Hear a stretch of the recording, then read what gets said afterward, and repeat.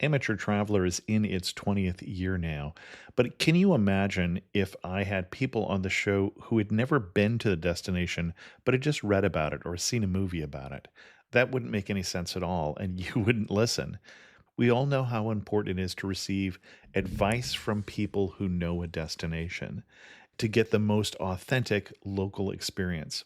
And a great option for experiencing this is Explore Worldwide and their authentic small group adventures, led by local tour leaders, perfect for solo travelers who want to meet like minded people with a desire for adventure. I'm often an independent traveler, but two of my last three trips were with small group tours because they organize everything and it's a lot easier. If you want to recreate the tour I did to Malta, they have a Malta and Gozo Discovery Tour. I'm intrigued by one of their tours called A Taste of Sicily. The company again is Explore Worldwide, and visit exploreworldwide.com to learn more. And thanks to Explore Worldwide for sponsoring this episode of Amateur Traveler. The nights are long, the days are short, and the weather is chilly to downright cold, depending on where you are. It's a good time to slip into a Quince iconic Mongolian cashmere sweaters, which start at only $50. You can treat yourself to everyday luxury at an affordable price with Quince. If you really want to dive into luxury, you can check out their leather handbags, washable silk shirts, and European linen sheet sets. Whatever you're looking for at Quince, all the prices are 50 to 80% less than similar brands, and they do that by partnering directly with top factories and cutting out the middleman. They only work with factories that use safe, ethical, and responsible manufacturing processes. And of course, they use premium fabrics and finishes for that luxury feel in every piece. But you've already heard me rave about my Quince travel pants. Treat yourself this winter without the luxury price tag. Go to quince.com/traveler for 365-day returns plus free shipping on your order. That's QUINCE.com/traveler to get free shipping and 365-day returns. Quince.com/traveler. And thanks to Quince for sponsoring this episode of Amateur Traveler. Got my bags packed, I'm on a roll. I'm heading out there and I'm ready to go. I'm looking real good in my passport photo. Oh, no. Amateur Traveler, episode 302. Today, the Amateur Traveler talks about forts and pirates and the Fountain of Youth as we go to St. Augustine, Florida. Got to sit in one more cafe. I know that I should be heading home, but maybe not today. Welcome to the Amateur Traveler. I'm your host, Chris Christensen. Before we get into this week's interview, I do have two news stories for you.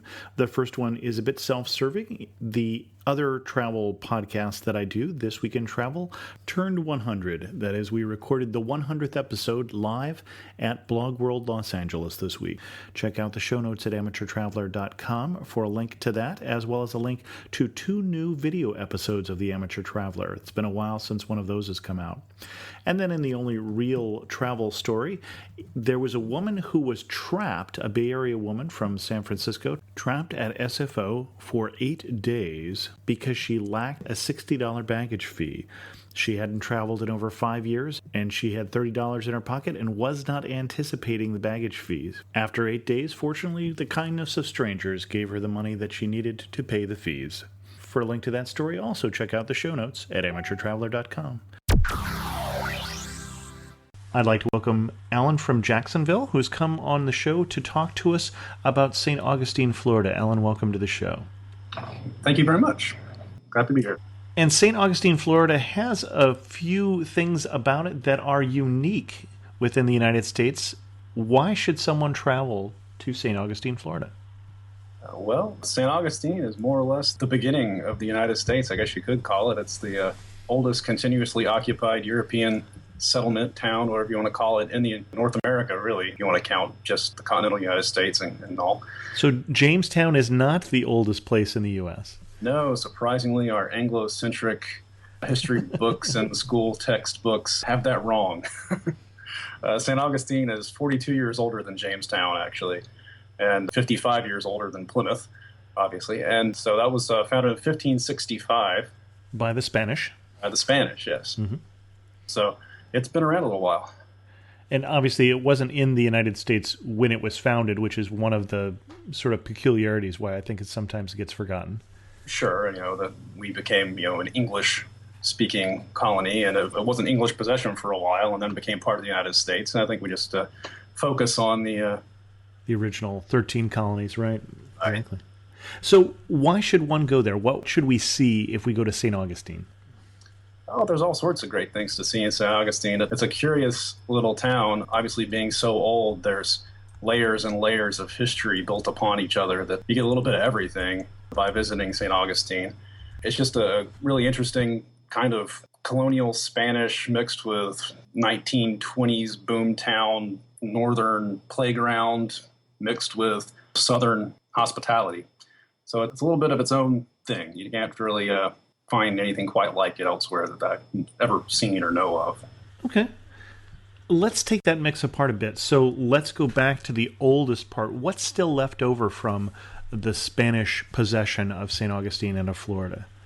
Well, it depends on which piece of the Spanish possession we're going to start with. Obviously, it was founded in 1565. Most everything from back original was all wooden, so there's some archaeological finds that they have, but there's not really a lot of structures left. So much from the earliest days of the town that was first founded.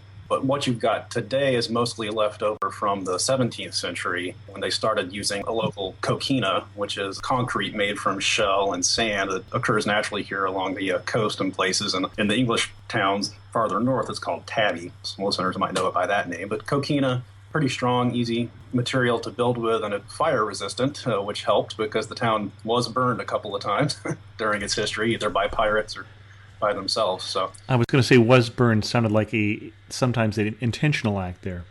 it was indeed. To my knowledge, it may be the only town in North America and the continental United States to have been sacked and burned by the famous Sir Francis Drake.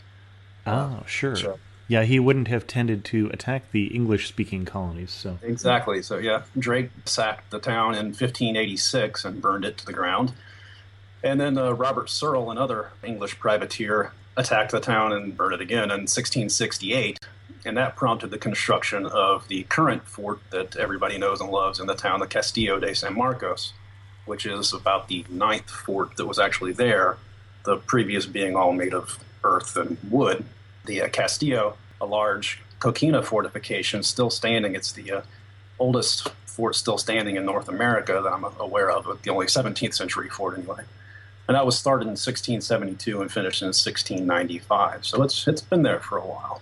it reminds me a bit from pictures of El Morro in San Juan in Puerto Rico. Yes, on a smaller scale than El Morro. And I believe there's 2 or 3 forts actually in the San Juan system there. But Castillo de San Marcos here in San Augustine is very similar in style. It's a star fort, big square with bastions and ravelins and glacis and all the modern design of the time. And it withstood a few attacks after it was actually built and helped repel a couple of English attacks later in the history of the town, such as from James Oglethorpe from Georgia that come down and tried to attack it, but it withstood. So they finally found something that could fend off those surly English privateers. And we say privateers and pirate is just depends on which side you're on, I believe. The privateer would be somebody who's authorized by the king or the queen to be a pirate. So, Exactly. okay. And anything else from the Spanish era that we should take note of while we're down in St. Augustine? Well, there's still quite a bit of the town that will have the Spanish feel and flavor. There's quite a bit of foundation, first floor level buildings that are still coquina left from that period that you can still explore. There's a Spanish Quarter Museum in the center of town where they pretty much recreate kind of what life was like during the first Spanish period. Aside from the fort and some of the buildings, there's a few archaeological sites that exist that don't really have a lot of structure to them necessarily. They're more sites and interpretive centers now, such as the initial landing site and the first mission Nombre de Dios. There's the initial landing site is at what is now the Fountain of Youth, which is call it a tourist trap. more or less. It's not the real Fountain of Youth. It's not the real fun. I was so disappointed. If you've seen the latest Pirates of the Caribbean movie, it looked nothing like the coast of Florida. So I think we can say that that was not the real Fountain of Youth. But the mission site where they landed has a nice little interpretive museum and a shrine to Our Lady of La Leche and a giant cross. I forget how tall it is, but it's, I don't know, 80, 100 feet tall. It's a huge cross. You can see it from all over the place. And Our Lady of the Milk. Why is there a Lady of the Milk associated with Florida? not really sure on that one. I'm not Catholic, but okay. Oh, all right. And once we get out of the Spanish period, there's a few others that kind of span, because the English came in actually after the 7 Years' War and the French and Indian War. Mm-hmm. There was a treaty of Paris which gave Florida to the British. So the British came in 1763. Most of the Spaniards moved out. English people came in. So then you've got an English period, so they build English houses. And you've got some sites from that period. And then the Spanish came back in 1783, about 20 years later. So you've got the Spanish back in again, and then they'll stay until the United States takes over in 1821. So there you've got your Spanish to English to Spanish to English again, more or less, and American. So you've got layers built upon each other, so you get a little bit of architecture from everybody that comes through. Interesting. So whatever's surviving, you get a little bit of all of it. I hadn't realized the Spanish had come back in until I was doing some research for this show. Yeah, most people probably don't even know that the English were in for very long, for that matter. But right. They came in, they had some plantations in the area. At one point, there was a group that were brought in from Minorca and other areas in the Mediterranean that were brought over as indentured servants to set up an indigo plantation and sugar mills and that sort of thing, south of St. Augustine. And indigo being the expensive purple dye that was grown in the colony. Yes, one of the more stable cash crops of the area during the colonial times. They couldn't really grow cotton. They hadn't really developed the seacoast cotton that would become more well-known during the southern antebellum period that we all recognize with plantation life. But indigo was the big deal mostly for the area before that. And the one thing I realized, and I'm a little remiss because we didn't talk about where St. Augustine is in Florida. I think many people know Orlando and they know Miami, and that's about all they know of Florida, but we're actually further north. Yes, we are actually. Jacksonville is the biggest city nearby, Jacksonville being just near the Georgia border in the northeastern part of the state. And St. Augustine is about 30 miles, 45 minutes or so by car south of Jacksonville proper. So it's right on the coast. Northeast Florida, we all call it the first coast because this is where it all started. So not too far out of the way if you're heading down to a vacation in Orlando. Indeed. No, it's a great stop off. It's only a few minutes off of 95. You can stop in for a couple of days and see most all the sites and spend some time at the beach. A lot of people like to do that and get some history on your way to the mouse. Now, you mentioned, and I can't let it go without talking about it a little more. You mentioned the Fountain of Youth tourist trap. What would I see if I went to the Fountain of Youth there in St. Augustine?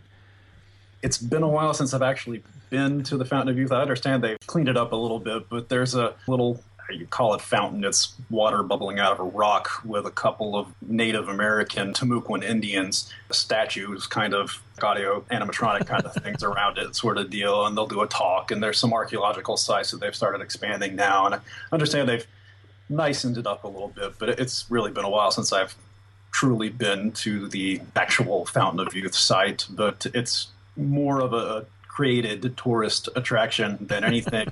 Although they do actually now have the real archaeological stuff. It's just not the Fountain of Youth. And when you say the archaeological stuff, some of the history of Ponce de Leon's travels.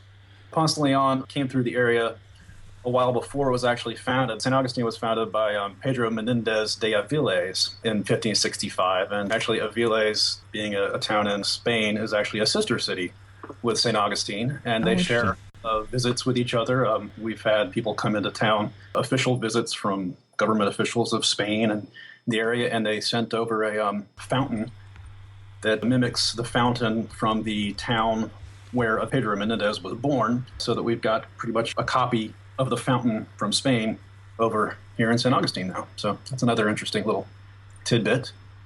Interesting. And then the other thing you mentioned as you were talking about the history of the town is a 1920s destination. Yes, Henry Flagler came down as part of expanding the railroads to the south. Before the railroad really went much further south than Jacksonville and St. Augustine, most of South Florida was just malaria-infested Swampland. swamp down in Miami and stuff. The only people down there were unfortunate military outposts. There was no nightlife on South Beach. It was mostly people dying of yellow fever. So St. Augustine was about as far south as the railroads really took you for a resort town. So it became a hop-in place in the early 1900s for northern elite to come down and convalesce or just get away from the cold weather. And Henry Flagler largely responsible for a lot of buildings in the town, a lot of beautiful churches, a hospital. What is now Flagler College was a hotel. There's a museum right across the street was also a hotel, the Alcazar. Now it's the Leitner Museum. But Flagler's influence on the town can't be underestimated for its current state. Interesting. And any other highlights of St. Augustine while we're down there? There's quite a bit to walk around and see. Besides the fort, which is a must-do, it's a rare find in America. There's a pirate museum right across the street, which Pat Croce, who former owner of the Philadelphia 76ers of the NBA, had a museum in Key West, and he moved it up here a year or two ago. And they built renovated a nice building. It's a really fabulous little museum. It's really fun for all ages if you have any interest at all in pirates or nautical history, let's say. It's Disney quality, what they've done with it. It's really a great thing to catch when you're downtown. There's quite a few museums. And Disney quality, but not Disney pirates. Correct. More real pirates. More real pirates, okay. They are Pirates of the Caribbean, though. So that would be true. There's quite a few really nice churches. There's a shrine in the middle of town to St. Photios, who incidentally is not the patron saint of photographers, I've learned. I did not know that. There's museums and old government houses and things you can do. There's a chocolate factory that gives tours. There's a winery that does tours and tastings. A lot of people enjoy. There's an old jail that does overnight stays for paranormal. There's a lot of ghost tours are quite popular in the town. A lot of people like to take the trolleys around town to ride and do a little tour kind of thing, though most of the town is eminently walkable once you're in the actual old town itself. Now, of course, I didn't hear anything after chocolate. Is there chocolate grown or produced in that area? I don't think of St. Augustine when I think of chocolate. No, I'm pretty sure they don't grow it here, but they make chocolate here. It's a nice little factory. They do tours and tastings, and you can get the chocolate around town in little shops and things like that. And it's pretty good. It's Whetstone. It's the name of the chocolate factory there. Okay. As I think of St. Augustine, I would think, would be more of a southern city than, say, Miami. And I don't mean further south. I mean more influenced by the South. Oh, yes, by all means. We generally consider anything south of Orlando to be part of the North and anything north of Orlando to be part of the South. I understand what you're saying. Okay. Right. So, yes, St. Augustine very much more linked to Southern history and society and heritage more so than anything. They did have troops go out to the Civil War, and one of the Confederate generals actually from St. Augustine, Loring. There's a monument to him in town, though there wasn't really any fighting in the city itself. The fort was taken by the Union early in the war and just occupied for the most part, though it did play some small roles in the earlier fighting with the Seminole Wars. It was a prison during the Seminole Wars, and Osceola, if anybody's familiar with the Seminole, perhaps more well-known for being the mascot for Florida State University, more or less now, but he was in prison there during the Seminole War, and they had an escape where 19 of the prisoners escaped in the middle of the night and got away at one point. So that there's a nice section in the fort that actually talks about its role during the Seminole War, so you can kind of get more detail on that through there too. And unless I'm mistaken, there was one in Civil War. Having just read Shelby Foote's books about the Civil War, there was one Union campaign that ended badly for the North that started from St. Augustine that kind of went into the malarial insides and met up with disaster, as I recall, which is kind of a minor footnote, but I think the intention was at the time that if you could get a certain number of the population to register, that you could put the state back into the Union. And it was something like 10%. If you could get 10% of the voters to sign basically patriot oaths to rejoin the Union, then the state could become a state, could be represented in both Congress and then also play a part in the re-election, which was one of the reasons why there were Union troops down there trying to add one more state and hopefully add one more state in Lincoln's column when it wasn't clear that he was going to get reelected. Exactly, that's true. There was an expedition launched from Jacksonville. They came down from South Carolina with about 5,000 troops and then marched inland westward from Jacksonville, where they were met about 30 miles west of Jacksonville at the Battle of Olustee and defeated by the Confederate forces of roughly equal size there, and ran back, and that was in February of 1864. So yeah, just before the election, at that point, trying to, like you said, garner another state for the Union. Unsuccessfully at that point. Yes, Florida's capital, the only one not captured during the Civil War, east of the Mississippi. Oh, interesting. Okay. What's going to surprise me when I come to St. Augustine? I think mostly it's just that there's so much eclectic architecture and history in such a small place. It's not a big town. There's only about 12,000 people that live there now. But it's just so unique in the way it's built, and it has grown up over time with so much different periods to explore and look at. You can turn down one corner and you're walking past a very sparse coquina Spanish-type structure, and then around the corner there's a Civil War era Southern-style mansion-type building, and then around the corner there's a 1920s church, and over here there's a 1700 fort. Everywhere you turn, there's something a little bit different. Any recommendations on places to stay or places to eat? Places to stay is an interesting conundrum. If you want to stay downtown in the old city itself, there's only a handful of actual hotels, just because most of the buildings back then aren't big enough to have a hotel. And some of the hotels that were built during the 20s have been converted into either colleges or museums.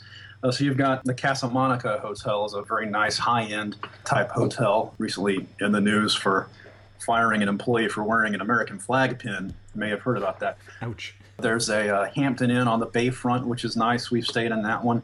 There's another couple of small hotels in the historic center, and then there's some bed and breakfasts. But most of your normal, more affordable lodging hotel types are going to be a little bit outside of town. So it might be less convenient if you're walking. And I'm guessing city of 12,000, getting around walking or with car is probably our option.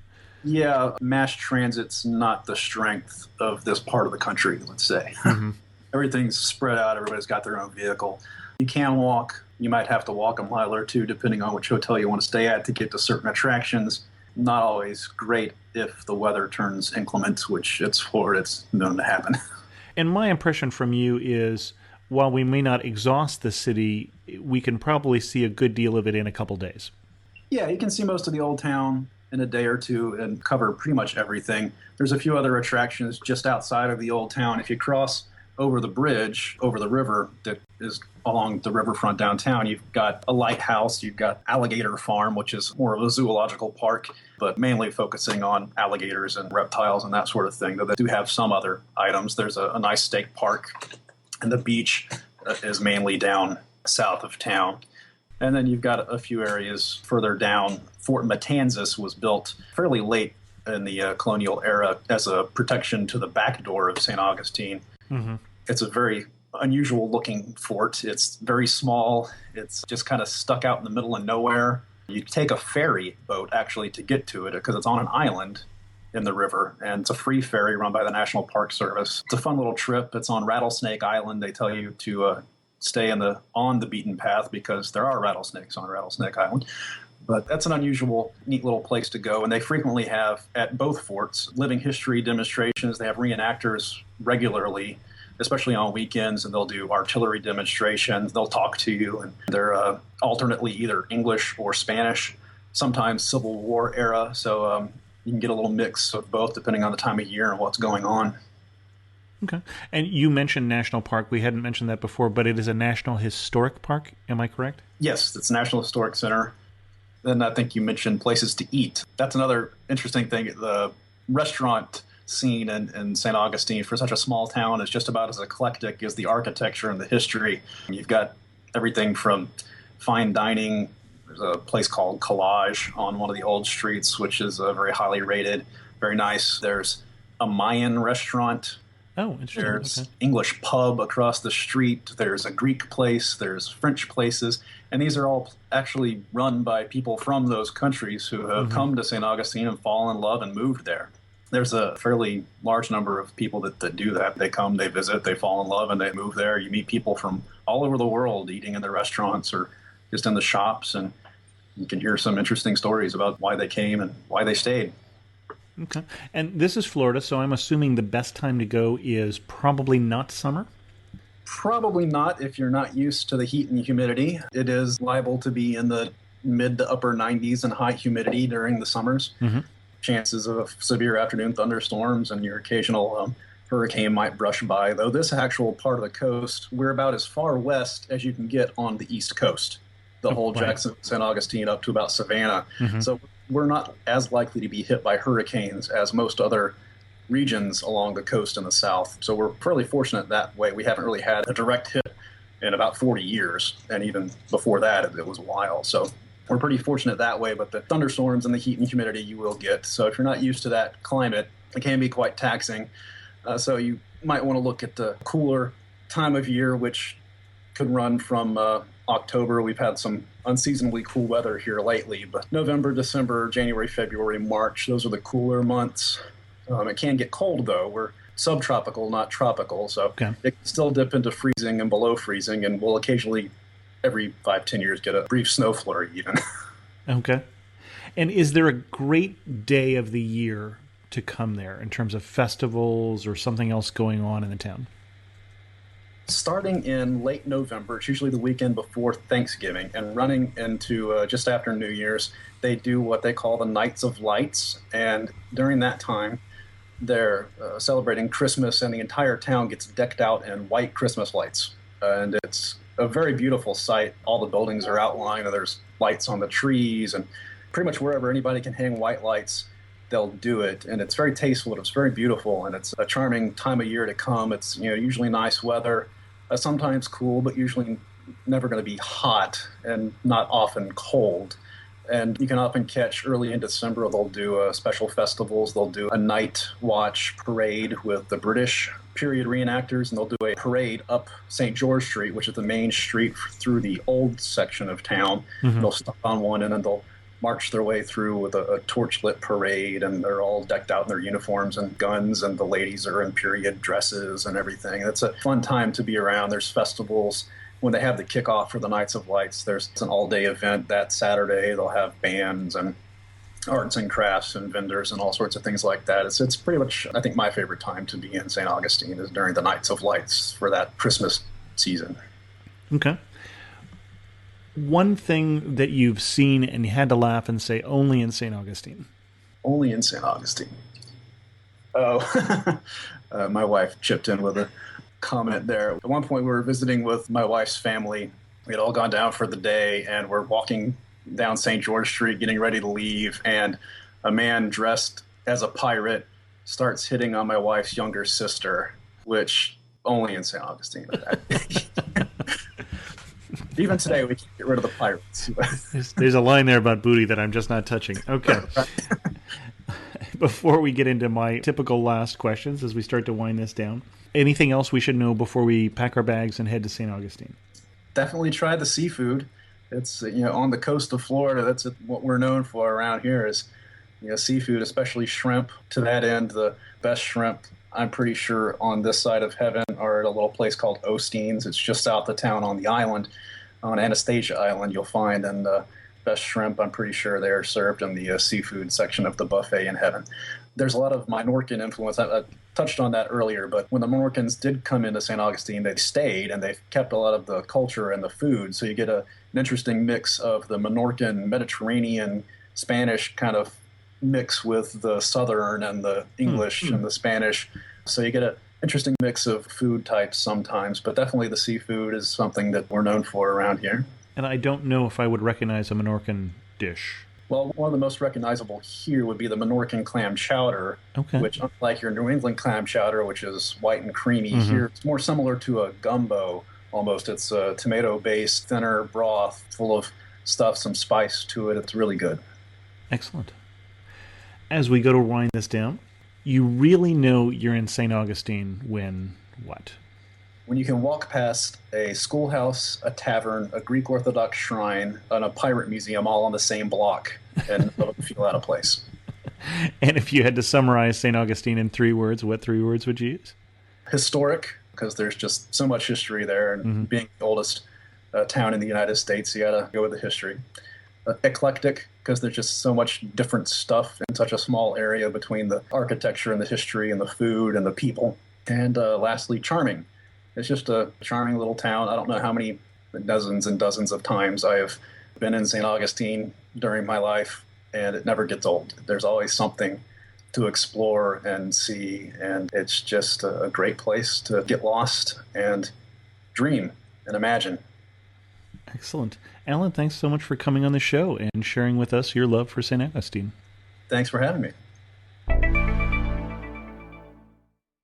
This show is coming out a day late, and so I'm going to wrap it up at this point. If you have any questions about this show or about the Amateur Traveler in general, feel free to leave a comment on this episode at amateurtraveler.com or send me an email to host@amateurtraveler.com. You can also follow me on Twitter at Chris2X or join the Facebook community at facebook.com/amateurtraveler, where I give things away for free. As always, thanks so much for listening.